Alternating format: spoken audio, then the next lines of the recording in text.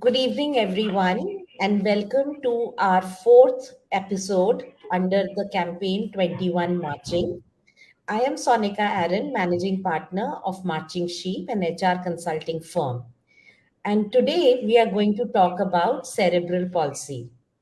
Cerebral palsy, or CP, one of the disabilities covered under the RPWD Act 2016, is a disabling physical condition in which muscle coordination is impaired due to damage to the brain. It occurs at or before childbirth. Cerebral palsy is not a progressive condition, meaning it does not get worse with time. However, muscle disuse could increase the extent of disability over the period of time. At present, there is no cure available for this condition.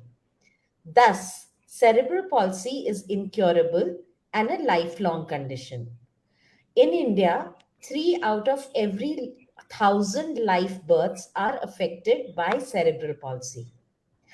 Today, we have with us Siddharth GJ, a banker, an author, a speaker, and a life coach. He's a banker by profession with more than 16 years of experience in the world of banking. He is a person with cerebral palsy. After passing out from a special school to regular school, he completed his graduation in commerce and went on to do his master's in economics from Loyola College, Chennai. Professionally, he is a certified documentary credit specialist, CDCS, from Institute of Financial Services UK, and also holds multiple certifications in the banking domain. He is the world's number two and India's first CDCS with cerebral palsy. Siddharth is an inspirational 4 times TEDx speaker. His talks touch upon topics like motivation, time management, emotional management, and leadership. He has spoken in more than 270 forums, reaching out to 50,000 people and enjoys online global viewership of more than 16 million.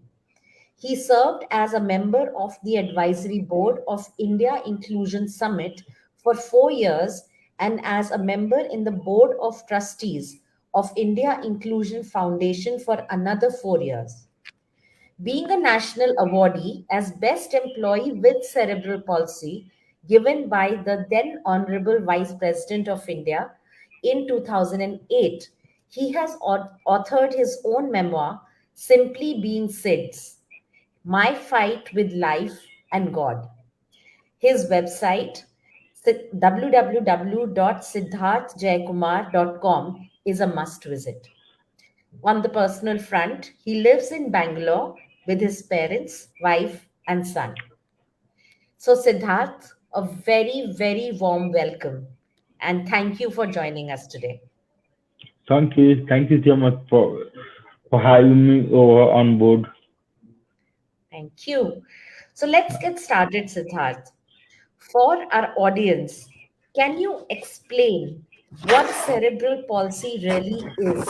What can the symptoms be? And how can they impact a person's day to day life? Okay, now I don't know, I don't know CP from a doctor's perspective. Right, I mean, from a medical perspective, I never even bothered to know about it. right, Neither did I bother to know about it, even from a theoretical angle, from whatever is available on the Google and internet and stuff like that.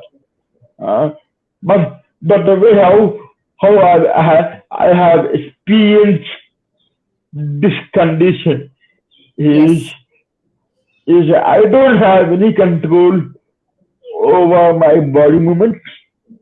right, I don't have any control over the way how my head keep shaking all the time, Right. or the way how I talk, or the way how I walk. Okay. So everything, all these functional moments, I don't have any control. Hmm. But having said that, uh, I think maybe I was a little over conscious of myself that something is happening somewhere to me. So how will I resolve the problem? Right. So given that attitude where I try to solve the problem you know than allowing the problem to be a problem. Okay, so what do? Whenever I walk, I keep my hands in my pocket because I don't Right. want my hands to keep shaking.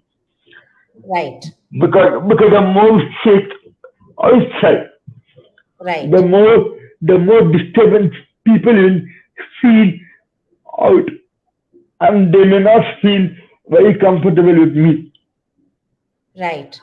So I keep my hands in my pocket. Second, I my speech was really very bad when I was a small boy. You know, Hmm. where I used to talk really very fast, and Right. for people to understand me, I had to keep repeating the same thing twice or twice before they get what I want to tell them. Right. But but once I realized that okay, I am talking too fast, I need to slow down. Right.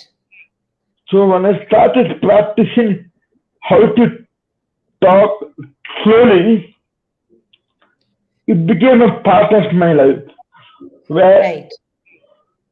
I talk slowly. But it took me almost 10 to 15 years to master the art of speaking. Otherwise, today I wouldn't have been a speaker where a lot of people understand what exactly I'm trying to talk to them. Excellent. Yes. And then I can't write, so I need a scribe for exams. So yeah, but I do most of my work today on the computer. So Hmm. my computer happens to be a integral part of my life. Right. So without PC for one moment, and then I will jump out of the window.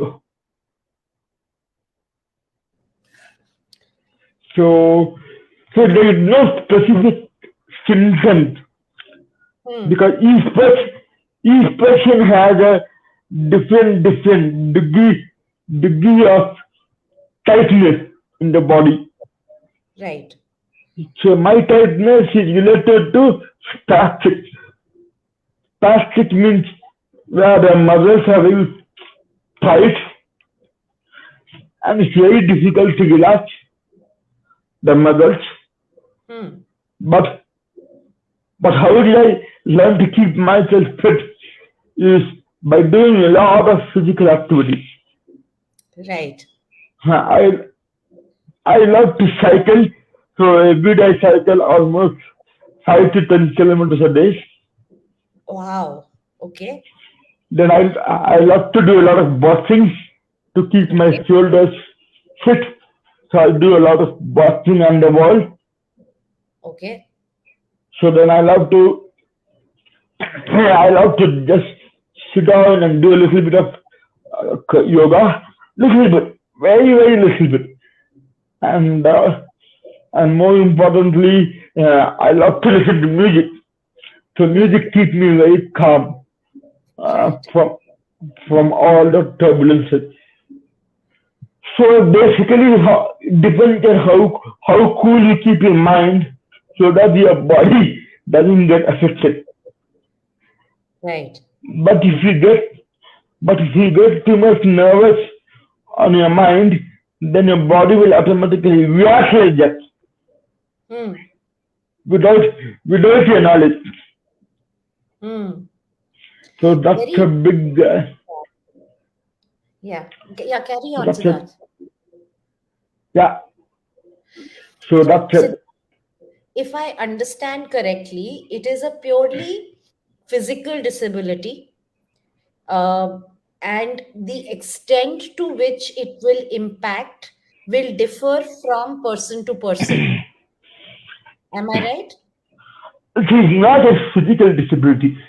It's a neurological condition. Huh.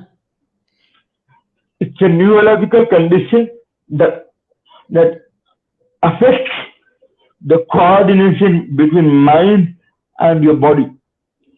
Understood. But it impacts physically. Yes, obviously, because Yeah, your mind is not able to control your body. correct. So But that's it.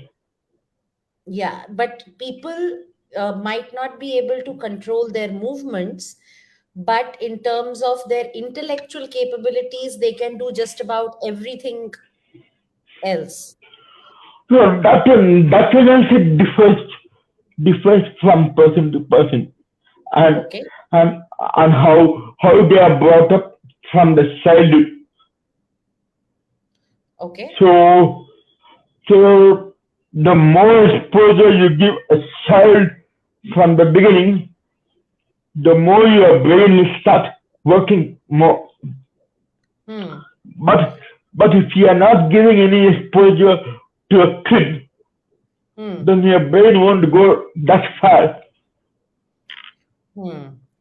That's a very valid point you're making and a very important one. Now, Yeah. let's talk about like when you were growing up. Um, how was it with school and exposure? Because when I see you've gone to UK. You've studied in Loyola College, Chennai. You've done your CDCS from the Institute of Financial Services, UK, and you're very highly qualified, and you're a TEDx speaker. So take us through your education journey. Education has been very uh, special, because I started my education when I was in a special school. There are special schools for people with CP. Hmm. So I joined the Spastic Society of India, which is now Vidyasagar. So I joined the school where the first thing they taught me was typing. So I learned typing at a very young age, and Right. today, honestly, I don't need to see my eyes to see where I'm typing. I can type in the darkness. Awesome. Right. And secondly, I type too fast with just one hand and just one finger. Right. So my son keeps asking me all the time, hey, Papa, how do you type so fast with just one finger? Hmm. And then I tell him, no, I'm used to typing for the last 30 years of Hmm. my life. So I know where the keys are. Hmm. So yes, so typing was a passion for me because I realized, you know, that is where I could communicate. Hmm. So I learned typing. I did promoted from UKG. I got promoted directly to second standard. Then Oh. then I did my sixth, seventh, and eighth in just 1.5 years. So the teachers worked very hard for me. They Hmm. worked really hard on me. And then after I complete my eighth standard, they felt okay. I need to go to a normal school. I need to go to a normal school, study the normal syllabus, become part of a normal system. So getting admission was not easy because people look at my body and they tend to have you know different opinions. So it's very difficult to convince everybody over there. But yes, we took our time to convince the principal, who was happy to admit me.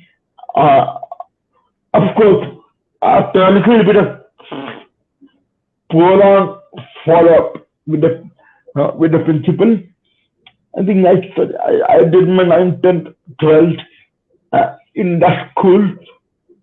In my 12th standard, I had 90%. So, Siddharth, in the normal school, uh, how did you cope with the normal school? You continued to type, you continued to do all your syllabus No, typing. I stopped typing because I could not type too much. Huh. You know, you can't sit in front of a typewriter for almost 4 hours. Hmm. I mean, I couldn't do that. So, I asked for Scribe. They gave me Scribe. So I Okay. was able to do all my exams from Scribe. Okay. All right. So you got the support from the normal school. All the support that you needed, you got from that school. Yeah, I got from school. My parents Right. were highly supportive. My sister was highly supportive. Right. Excellent. So Hmm. even my teachers from my from the special school, they were always behind me. So I never felt the pressure of you know uh, I never I never felt the pressure of moving forward. Hmm. And did you make friends? That is a very funny part of my life because making friends was not very easy. Uh, you know, children of that age and my own age did not collaborate so well in terms of mental understanding. So people had their own opinion about me, and so I did miss to make friends during my childhood, Hmm. but uh, but no, Yeah. you can't I can't really blame myself for that. Of course. Of course. So what happened after 12th then? You went to college. Yeah, I went to college. I did my BCom. I did my masters in economics. But the admission process was a little tricky because you know, as usual, people were asking, "How will I do that? How will I do this? Huh? How will I uh, how will I sit in the class? How will I how will I listen to people? How will I listen to classes? How will I Right. how will I take down notes?" Right. So all these questions came up. Right. So how did you overcome those questions? Just answer the questions. As simple as that. Yeah. You need to answer people uh, in the same calmness. Huh. Uh, I know that they're asking all stupid questions that Huh. can make you get very angry, but Huh. no, getting angry is not the solution over there. So Hmm. you need to stay calm, cool, answer the questions, and, and try to convince them. Hmm. Yeah, So what I hear you say is that, looking at you, they would ask you questions, they would doubt that whether you would be able to cope with the demands of a college, of the yeah, demands of masters, but you yeah. maintained your cool, you maintained your calm, and you just answered their questions and convinced them. Hmm? Yeah, yeah. How was employment? How did you get your first job? Okay, now getting a job was even more difficult than getting admission in school. Hmm. Okay. Simply because again as well, uh, as usual, people were looking at my shaky body, Hmm. and I have nothing to complain or talk about that. So what happened is I had to wait for almost 8 months after completing my post graduation.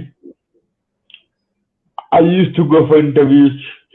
People, uh, I remember a lot of times where I was just sent back without any dialogue, without any conversation. Hmm.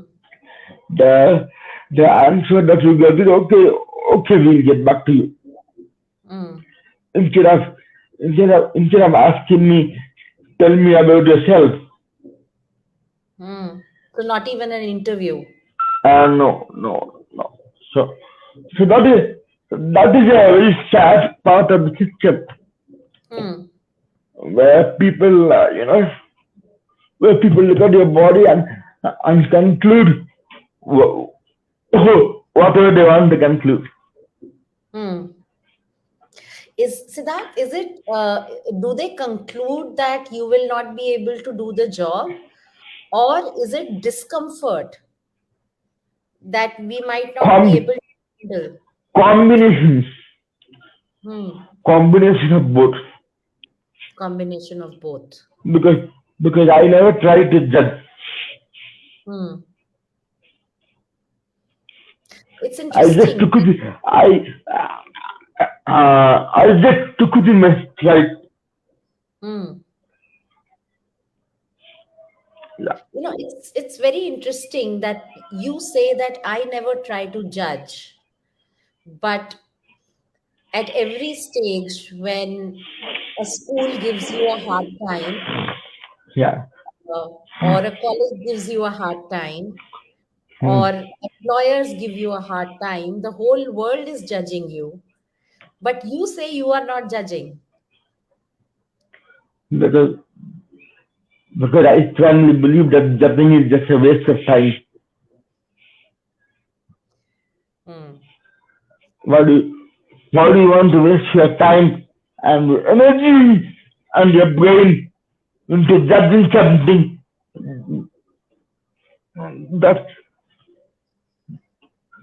that is not true also, that may not be true also. So why So do you want to assume and make judgments? what should they replace judgment with? What would be there? What should they replace judgment with? No, sorry, I'm not able to pick your question. You said that judgment is a waste of time. So Yes, what should they do according to you? look at look look at this person. Hmm. Talk more. Accept the person. Accept the person as they are. Hmm. See what can be done to help that person to overcome the challenges that they face. Hmm. See how people can see how you can help somebody like me to perform on the job Hmm.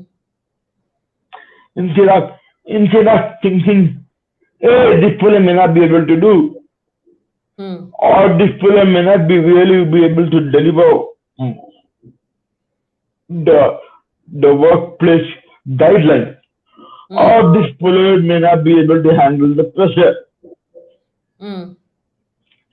Or did you give that person an opportunity before you judge?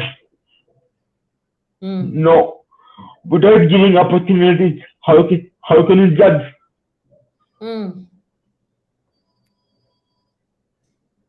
Excellent. Well said. So, you are working currently with a bank, when did you join this bank? See, I have been in the banking world for the last 16 years, Hmm. and my current bank is just my second employer. So Wow. I have I have managed to go uh, inside the organization uh, because I learned how to handle the system. I learned how to handle people.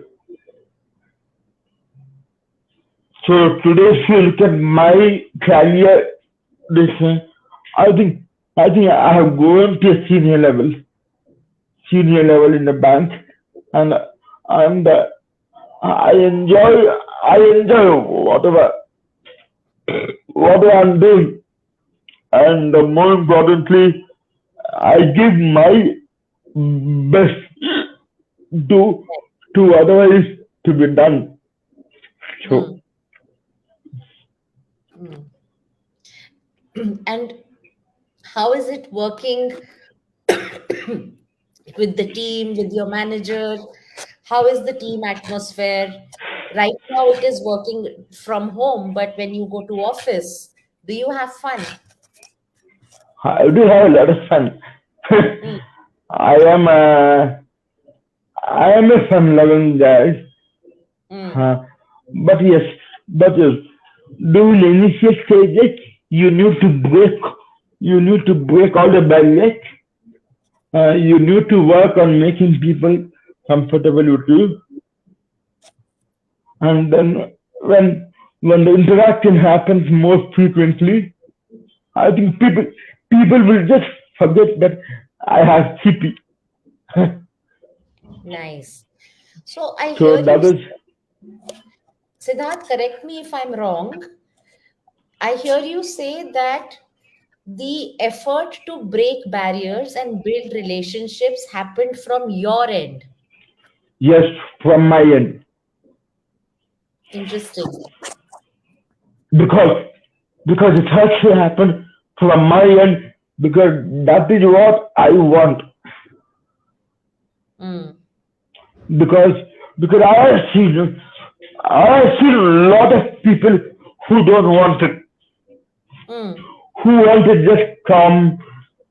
want to just come and work and go, mm, or people who don't mingle with other people, and they love to just sit and work. mm, So I've seen all this kind of people. So if you want people to be friendly with you, you have to take a first step to break the barriers. Otherwise, the barriers won't get broken, and people will continue to be whatever they are. Nobody will try to, you know, especially in a corporate world, nobody will try to come and help you out. excellent. So, Siddharth, you're such an achiever. I mean, you are four times TEDx speaker. You have written a book. You're a motivational speaker. What motivates you? What really motivates?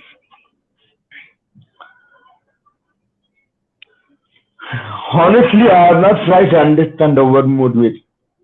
Hmm. Okay. Though I am called as a motivational speaker or whatever, um, I just try to motivate. I mean, I just try to share my journey with people based on circumstances, based on situation, based on the requirement of people who want to listen to me, and and and I try to relate them.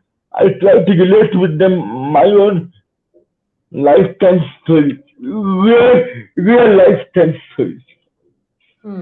to make them understand better. So I've done a lot of that, and I enjoy doing that. Hmm. Right?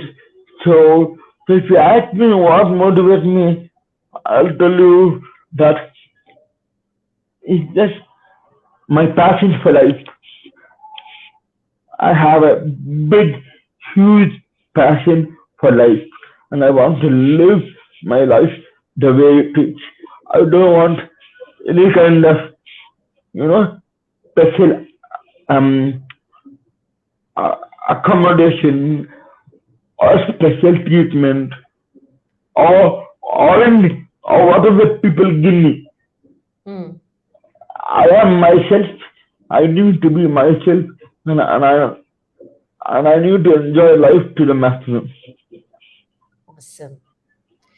And you've already told us the message that you would like to give to employers, which is look at people as individuals and how can you judge them if you've not given them an opportunity.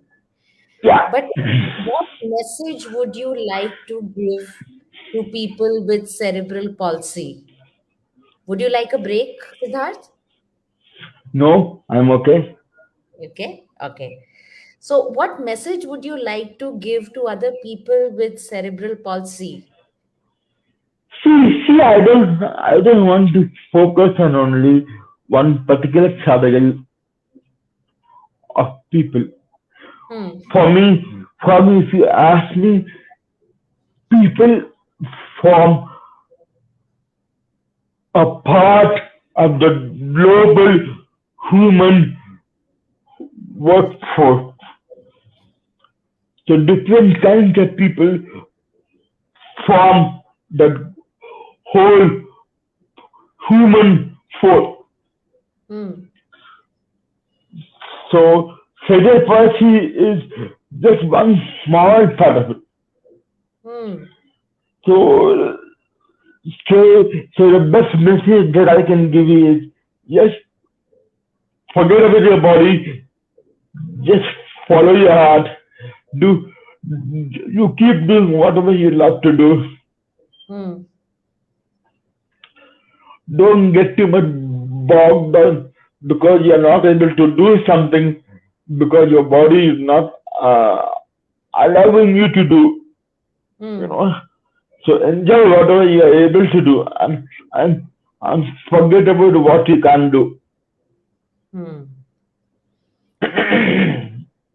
And possibly build your strength in what you can do. Exactly, Yeah. exactly. Yeah. Super. Thank you so much, Siddharth, for joining us today and Yeah. speaking absolutely so candidly and so beautifully. I think a lot of our audience will really be touched with the openness with which you spoke. Uh, I hope it really reaches a lot of people because I think what you've shared about at the barriers at every stage, be it school, be it college, be it employment, being sent away without being interviewed, um, I think people realize that this happens. This happens, Mm. and it shouldn't. And I hope it inspires both employers and other people with cerebral palsy. And that's all we can hope for. Any even if it opens one door, even if it inspires one person, I think we would have achieved our purpose today.